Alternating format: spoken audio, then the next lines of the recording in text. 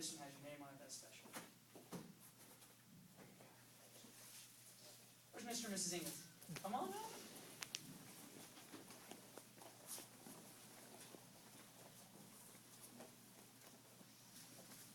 Fortunately, we don't have anything for dads except for a hug. That's all right. Okay, you go first. All right. It'll be up to me to embarrass him probably. Mom, say how much. I can remember Tucker's first ever camp where he went off and got to spend the night for a whole week. He went down near New Braunfels to his tennis camp. Do you remember what I'm going to talk about? I didn't think you might remember, but poor Tucker calls up and he's just crying his eyes out. He can barely even say the words, and I'm like, Tucker, what's wrong? And he can just barely say anything. I'm like, Tucker, are you okay? You know, maybe he's missing me or something. But nothing to do with that. What turns out what had happened is someone in his bunk, there were 4 guys, and one of them had gone and cocked one of the other guys in the nose. And Tucker is like, he hit him in the face, and he's just crying that this fight had gone on at all. And I'm like, it'll be okay, Tucker. It happens sometimes. And so, you know, I don't know that Tucker was soft or anything like that, but the chance to get and actually spar, and he started Taekwondo shortly after that. And I think he's a much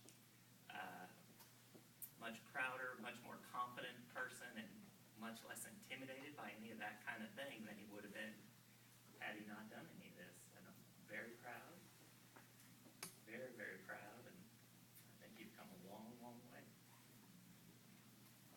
Okay. Well, I have to tell a story about when we first started Tiger Rock back in the summer of 2010. It was August, 105 degrees. And both my kids were already dressed in their Tiger Rock clothes. I knew we can't be late because we've already been late, and I found out you're not supposed to be late. And we were driving north on the tollway, and I was almost out of gas, but I thought, I can get them to Tiger Rock, drop them off, and go fill up with gas. So I'm going on the service road, and my car literally dies completely.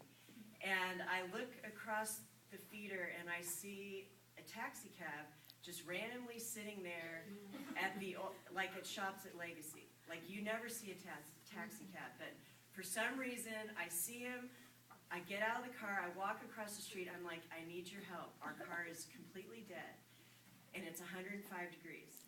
And so he drives us to a filling station, gives me a can, we fill up my car, and I'm like, okay guys, I think we're gonna have to bail on Tiger Rock today. We're gonna be like 15 minutes late. And both of my kids showed me their commitment. They're like, no mom, we're still going. And so we got here, and I'm pouring with sweat, totally stressed out, embarrassed that we're 15 minutes late. But I got him here, and I didn't get in too much trouble because I was so stressed out. I apologize if I said anything. No, he didn't say anything, but I think he saw my face and knew, don't say anything. And but that just showed the level of commitment. And Madison begged me not to tell the story because she wants me to tell it when it's her turn. But it applies to both kids. And from day one, they've been very committed, and this has been a big priority. And I always have to make it a point to not be late because you've really taught me a big lesson about respect and time and always getting somewhere. Even if it starts at 7:30, it really starts at 7:25, and we have to respect that. And I think that's a great lesson because we can take that into all aspects of life and learn from that, because I've learned the hard way, and that's very important.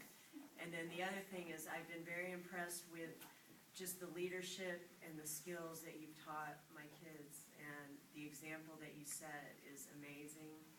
And I'll just tell one other quick story about bullying, because it's very close to my heart. It happened to me, and I just have no tolerance for it. And a year ago at school, Tucker was playing kickball, and I don't really know the story that well, but my interpretation is this kid that's like 150 pounds, and Tucker was only about 80 pounds at the time, thought Tucker didn't do something right in kickball and like got in his face and was saying, Tucker, you didn't touch the base, or I don't know what it was. But Tucker didn't, he just said, no, I did it right. And the kid would not get out of his face. And he pushed Tucker to his limit. And Tucker just got him down to the ground in a chokehold and pinned him down. And Let me keep going, Tucker. Sounds yeah, good. let me tell why. And so they both got sent to the principal's office. But I didn't get the phone call because I think the principal was kind of like, oh, that's kind of cool. And long story short, Tucker's also a hockey player, and now his peers, they don't mess with him.